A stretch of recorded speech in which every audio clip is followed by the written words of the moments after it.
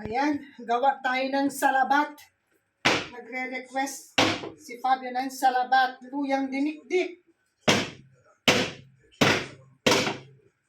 Tapos, pakukuluan natin dito. Pag kumulo na yan, salabat, lalagyan natin ng lemon and honey.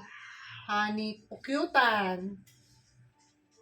Ay, matindi ang pagkakaubo. Kaya, ayun, gagawa natin ng salabat.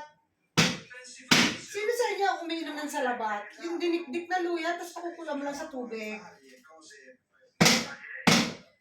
Kung wala ka namang lemon, pwede rin kalamansi. So, ako may lemon at wala akong kalamansi, lemon ang gagamitin ko. Pakukulan lang natin yan, ha, guys? Okay? Okay.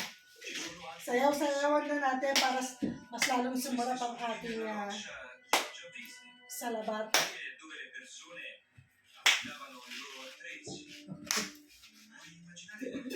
Ganyan. Para sumarap ang ating salabat. Sabayan ng sayaw.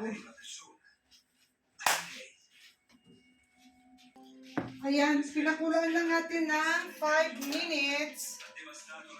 Kahit gano'ng katagal pa kulang pwede, ha? Then, i-strain natin siya.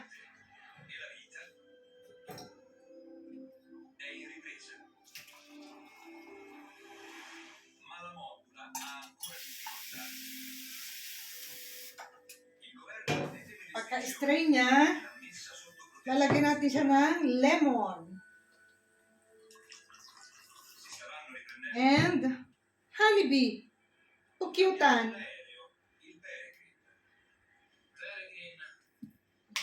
Ito ang magandang gamot sa mga inuubo.